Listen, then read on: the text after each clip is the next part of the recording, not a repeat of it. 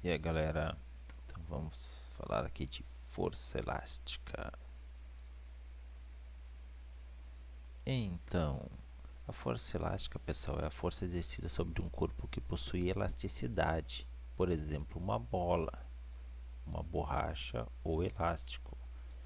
Essa força determina, portanto, a deformação desse corpo quando ele se estica ou se comprime. Veja bem, não é só sobre uma mola. Eu tenho aqui, podemos ver que eu usei molas para dar exemplo. Mas não é só numa mola, uma borracha, um elástico, entre outros materiais. Se eu pegar um arco, o arqueiro, lá o arco do arqueiro, aquele material do arco também se comporta como uma mola. Então não é só com a mola helicoidal, tá? Então, o que seria isso, então, a força elástica? Um corpo, quando ele é submetido a uma força, ele pode se deformar, que é chamada de deformação plástica, que ele fica deformado, ou a deformação elástica, que é quando ele volta, né, ao, ao seu estado de origem. Nós vemos isso muito facilmente numa borracha. Tu está ali apagando, usando para apagar, e ela está se mexendo para um lado e para o outro. Quando tu para de aplicar força, ela volta para o lugar dela. Então, a força elástica é descrita pela lei de Hooke, né? Onde a força elástica é a constante elástica da mola vezes a deformação. X, pessoal, o quanto ela se deformou, ou eu puxando ela, né? Ou eu empurrando ela e ela se comprimindo, tá?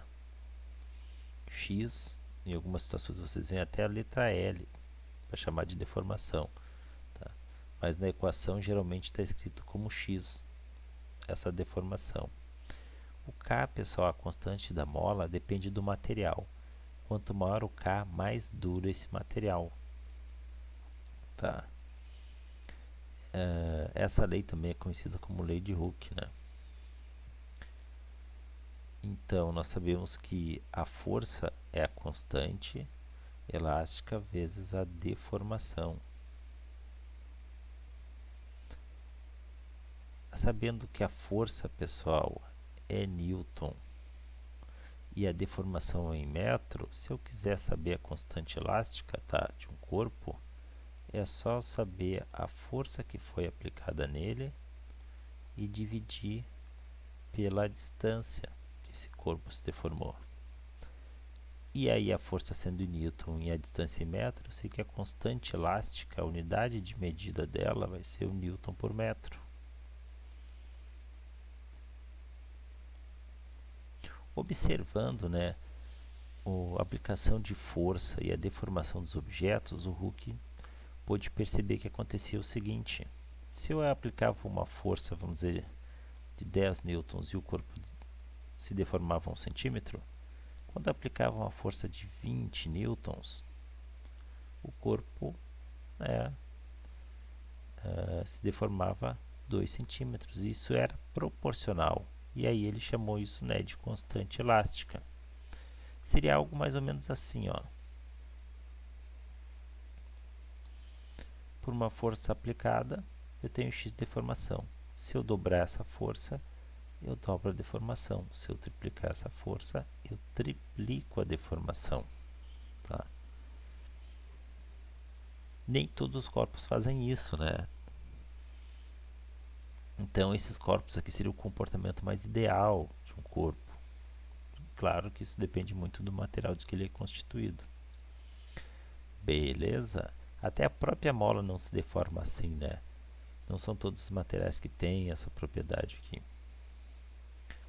Vamos para um exercício aqui um pouco mais teórico, pessoal. A mola representada na figura está presa ao teto e durante um teste sustenta um corpo de peso P e apresenta determinado alongamento. Analise a situação e responda qual é o valor da força elástica. Pessoal, ó, deu para entender que o objeto, vamos dizer, se encontrava a uma determinada altura. Quando foi colocado junto do peso, né, desse bloco aqui, ele se alongou até essa posição, né? Vamos dizer que ele andou isso aqui tudo, ó. Essa foi a deformação x dele. Mas por que ele se deformou tudo isso? Ele se deformou porque nesse bloco está agindo uma força, né? Esse bloco, pessoal, como qualquer corpo nas próximas superfícies da Terra, está sofrendo a força peso, que é o que está puxando ele para baixo e fazendo ele se deformar. Quando a força peso não tiver mais, né, a força para exercer deformação aqui, ele vai parar de se deformar e vai entrar em estado de equilíbrio, vai parar de descer. Então, nesse momento, a força elástica e a força peso entraram em equilíbrio, que é o que aconteceu aqui, né?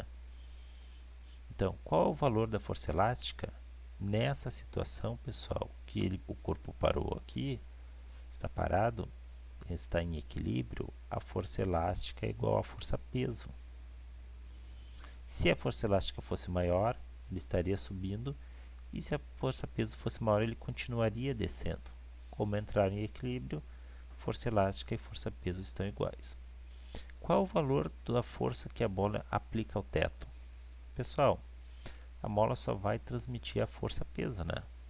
Então, toda a força que eu colocar aqui vai passar pela mola e vai ela ser transmitida ao teto, né? Então, no caso aqui, a força transmitida ao teto também é a força peso.